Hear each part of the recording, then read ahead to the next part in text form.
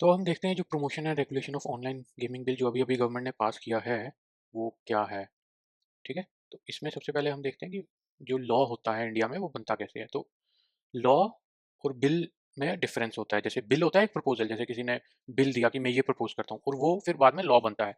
तो सबसे क्या होता पहले क्या होता है, बिल जो होता है वो लोकसभा या राज्यसभा में प्रपोज़ किया जाता है। फिर लोकसभा में किया जाओ, फिर राज्यसभा में भी उसे प्रपोज़ किया जाता है। तो जब दोनों हाउस से, लोकसभा और राज्यसभा से उसे मेजॉरिटी मिल जाती है, तो फिर उसको प्रेसिडेंट को भेजा जाता है। फिर प्रेसिडेंट भी अपना असेंट देता है। असेंट मतलब अप्रूवल। तो ऐसे एक बिल जो है हमारा वो एक लॉ में कन्वर्ट हो जाता है। राज्यसभा लोकसभा से मेजॉरिटी चाहिए और फिर प्रेसिडेंट के पास वो जाना चाहिए। ठीक है? तो अब हम देखते हैं कि ये कब पास हुआ, कब इसको प्रपोज किया। तो ये बिल जो था, the promotion and regulation of online gaming bill, ये 20 अगस्त 2025 को लोकसभा में इंट्रोड्यूस किया और उसी दिन ये लोकसभा में मेजॉरिटी वोट के साथ पास हो गया। फिर नेक्स्ट डे ये बिल गया राज्यसभा में, तो राज्यसभा में भी इसको मेजॉरिटी मिल गई। फिर ये नेक्स्ट डे 22 अगस्त को गया प्रेसिडेंट के पास, प्रेसिडेंट ने भी अप्रूव कर दिया। और ये कब एनफोर्स होगा, इसकी डेट अभी आनी है, लेकिन मोस्ट ऑफ द जो भी प्लेटफॉर्म्स हैं जैसे ड्रीम इलेवन वगैरह, उन्होंने पेड कॉन्टेस्ट रोक दिए हैं। तो अब हम देखते हैं कि ये मतलब इसमें क्या क्या मेन बातें जो लिखी हैं इस बिल में वो क्या है। तो सबसे पहले मेन तो है कि ये जो ऑनलाइन मनी गेम्स हैं हमारी सारी, ऑनलाइन मनी गेम्स, इस पे एक प्रोहिबिशन लगा दिया कि ना आप कोई सर्विस प्रोवाइड कर सकते हो, ना बैंकिंग कोई ट्रांजैक्शन करेगी इन ऐसे प्लेटफॉर्म्स के साथ। तो ये है। तो ऑनलाइन गेम की एक डेफिनेशन क्या है कि जहाँ पे यूजर कोई फी पे कर रहा है ना, मनी डिपॉजिट कर रहा है और वो एक्सपेक्ट कर रहा है कि मुझे कुछ रिटर्न में मिलेगा मॉनेटरी, है ना। जैसे ड्रीम इलेवन में 10-10 20-20 रुपए के कॉन्टेस्ट होते थे, 100 रुपए के, और आप सोचते हो यार मेरी ये टीम जीत गई तो मुझे 1 लाख 50 लाख। तो एक मॉनेटरी एक्सपेक्टेशन है।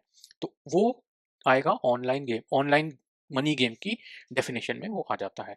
तो इसको थोड़ा और क्लैरिफाई करते हैं। जैसे यहाँ पे देखो, इसमें इन्होंने क्लियरली कहा है कि अगर कोई भी मनी गेम है जो कि स्किल बेस्ड हो, स्किल बेस्ड या चांस बेस्ड, है ना, वो भी दोनों, अगर उसमें मनी इन्वॉल्व है, आपको मिल रही है मनी, तो वो भी ऑनलाइन मनी गेम की कैटेगरी में आएगी और उस पर भी बैन होगा। स्किल बेस्ड क्या है, जैसे आपने कई बार ऐसे प्लेटफॉर्म ने कहा है कि हम हमारा कैसीनो टाइप नहीं है, बट हमारी स्किल बेस्ड है। जैसे आप थोड़ा दिमाग लगाते हो, अच्छा ये प्लेयर की रैंक अच्छी है तो मैं इसको सिलेक्ट कर लेता हूँ, ये प्लेयर अभी अच्छा खेल रहा है, तो वो एक एक तरह से वो बोलते थे कि ये स्किल है ना। लेकिन अब उन्होंने कहा है चाहे वो स्किल बेस्ड हो चाहे चांस बेस्ड, उन दोनों पे प्रोहिबिशन लग गया। चांस बेस्ड क्या है, जैसे आपने ये बटन दबाया, यहाँ पे कोई बटन लगा और ये तीनों साथ साथ आ गए तो आपको पैसे मिल गए, तो ये आ गया चांस बेस्ड। तो दोनों स्किल बेस्ड और चांस बेस्ड पे अब प्रोहिबिशन लग गया है। उसके बाद वो क्या कह रहे हैं कि अगर कोई भी ऐसी गेम है जिसमें आपको पैसे ना मिलते हो, कोई टोकन मिल रहे हो, है ना, जैसे सम कॉइन और समथिंग, और लेकिन आप उसे रिडीम करवा सकते हो बैंक के थ्रू, तो वो भी माना जाएगा एक ऑनलाइन मनी गेम। जैसे कोई आपको टोकन मिल गया या कुछ आपको पॉइंट्स मिल गए, बट एट द एंड आप वो रिडीम करवा पा रहे हो, तो वो भी एक ऑनलाइन मनी गेम की कैटेगरी में आएगा। ठीक है? अब और देखते हैं और क्या क्या इसके मेन इंपॉर्टेंट चीज़ें हैं। एक मेन इंपॉर्टेंट चीज़ ये है कि अगर कोई भी सेलिब्रिटी या कोई भी पेड इन्फ्लुएंसर उसको प्रमोट करेगा तो उसको उस पे भी कार्रवाई की जाएगी, उसको जेल में डाल दिया जाएगा या उस पे फाइन लगेगा। ये भी हम थोड़ी देर बाद देखते हैं कि कितनी पेनल्टी है, क्या है।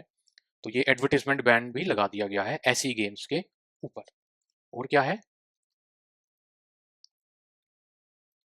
अगर कोई बैंकिंग, जैसे आईसीआईसी की ऐप है ना, वो ऐसे गेमिंग प्लेटफॉर्म को एक सर्विस देती है, क्योंकि जब भी आप ऐसी गेम खेलना चाहते हो जैसे, तो आपको लिंक करना पड़ता है ना, जैसे आपको बैंक अकाउंट से उस गेमिंग ऐप में पैसे ट्रांसफर करने पड़ेंगे, जैसे आपको 20 रुपए डालने हैं खेलने के लिए, है ना, तो या तो आप किसी पेटीएम ऐप या किसी यूपीआई से करोगे या किसी बैंकिंग ऐप से करोगे कि इनके अकाउंट में ट्रांसफर करो। तो अगर ऐसी कोई बैंक ऐसी सर्विस प्रोवाइड करता है ऐसे ऑनलाइन प्लेटफॉर्म्स को, तो उस पर भी कार्रवाई की जाएगी, उन पे भी कुछ ना कुछ जेल होगी उसके जिस भी अधिकारी को या जो भी है, उन पे भी। तो बैंक्स भी ऐसे प्लेटफॉर्म को अब सर्विस प्रोवाइड नहीं कर सकते हैं। ठीक है? तो ये पेनल्टी अभी हम देखेंगे क्या है, कितनी है, या हम देख ही लेते हैं क्या पेनल्टी है इनकी। तो अगर हम पेनल्टी देखें इनकी, तो अगर तो आप ऑनलाइन गेमिंग सर्विस दे रहे हो जैसे प्लेटफॉर्म्स है ना, जैसे ड्रीम इलेवन या कोई और, तो क्या होगा, आपको 3 साल की इंप्रिजमेंट हो सकती है और 1 करोड़ का फाइन। ठीक है?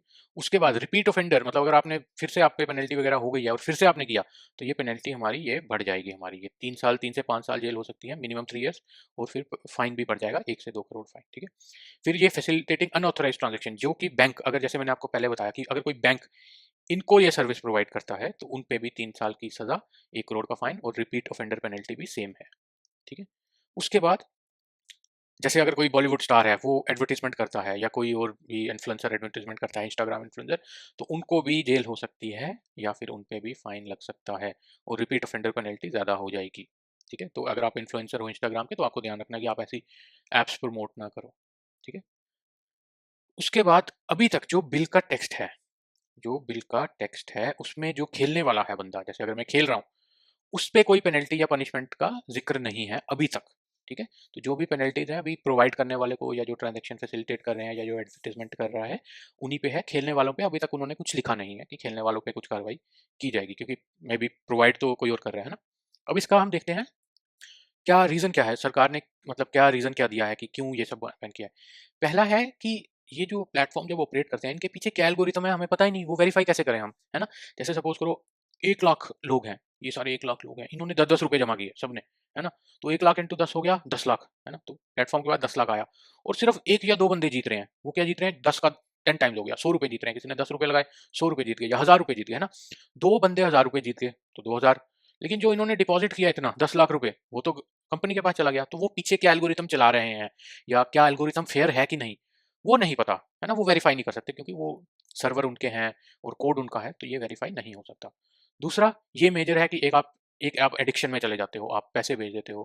कहीं आपने मैंने सुना है कि किसी ने अपने घर की ज्वेलरी बेच दी है ड्रीम 11 या कुछ भी में पैसे डालने के चक्कर में, एक एडिक्शन सी हो जाती है और फाइनेंशियल लॉस काफ़ी हो जाता है। लोग जीतते तो हैं 1-1 करोड़ 5 करोड़, बट उसमें यही था कि काफ़ी लोग काफ़ी पैसा भी उनका चला गया और वो काफ़ी डिप्रेशन में चले गए, ठीक है। और एक इम्पॉर्टेंट ये है कि कभी-कभी ये जो कंपनीज़ होती हैं, ये आउटसाइड इंडिया से ऑपरेट करती हैं। जैसे कोई शेडी से जो जिधर इतने लॉ स्ट्रिक्ट नहीं है, पनामा, सिप्रस वगैरह, तो ये वहाँ से ऑपरेट करके इंडिया के यूज़र्स को अपनी ये प्लेटफ़ॉर्म की सर्विस देते हैं। तो इसमें क्या होता है कि जैसे सपोज़ करो कोई इंडिया की कंपनी है, ठीक है? वो कितने भी पैसे कमा रहे हैं, जब वो 10 करोड़, 15 करोड़ जितने भी कमा रहे हैं, लेकिन क्योंकि वो इंडिया लॉ के और इंडियन टैक्सेशन के अंदर आते हैं, तो आपको पता है कि वो उनकी स्पेंडिंग कहाँ है ना? जैसे वो आईटीआर फाइल करते होंगे, तो आपको पता होगा कि वो पैसा जा कहाँ रहा है, जो वो कमा रहे हैं। लेकिन सपोज़ करो कोई फॉरेन कंपनी है, तो क्या वो किसी टेरर फाइनेंसिंग कर रही है या किसी इल्लीगल एक्टिविटी में पैसे जा रहे हैं? क्या पता इंडिया के खिलाफ ही कुछ करने के लिए वो पैसे कहीं डाइवर्ट कर रहे हो, है ना? तो वो एंटी टेरर लॉज़ वगैरह बड़े स्ट्रॉन्ग है, तो अगर हम किसी ऑनलाइन प्लेटफ़ॉर्म को ऐसे पैसे दे भी रहे हैं किसी तरह, तो वो एक हमें ये नहीं पता कि वो पैसे जा कहाँ रहे हैं, है ना? तो एक ये रीज़न था। दूसरी था ये एक तरह से ना एक हवाला ट्रांज़ैक्शन की तरह ऑपरेट करते हैं। जैसे वो क्या करते हैं कि आप डायरेक्ट यहाँ से यहाँ पैसे नहीं ट्रांसफ़र करते, है ना?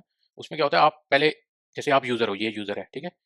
वो क्या करता है किसी इंडिया के अकाउंट में ही पैसे डालता है, किसी इंडिया का बंदा इन्होंने ये बिठाया होता है, ये इंडिया का बंदा इन्होंने बिठाया हुआ है इस कंपनी में, तो आप इसको पैसे देते हो, ठीक है?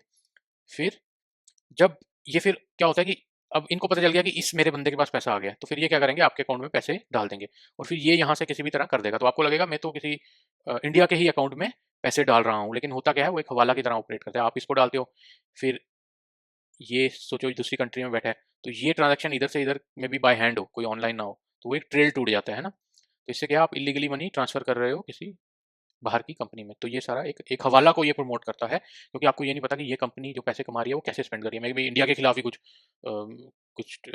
डिफेंस इक्विपमेंट खरीद रही हो, ठीक है? तो ये था क्यों इन्होंने ये किया।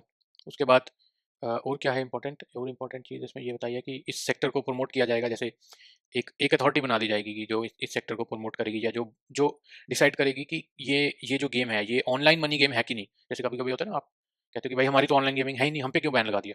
तो उसके लिए एक अथॉरिटी बना दी कि भाई अगर आपको कोई भी होगा तो ये डिसाइड करेंगे कि ऑनलाइन मनी गेम है कि नहीं, और रेगुलेट करेंगे, सेक्टर को प्रमोट करेंगे, ई-गेमिंग को प्रमोट करेंगे, ये सारा। तो ये था हमारा जो ऑनलाइन गेमिंग बिल जो अभी-अभी आया है हमारा, जिसका नाम है promotion and regulation of online gaming bill 2025।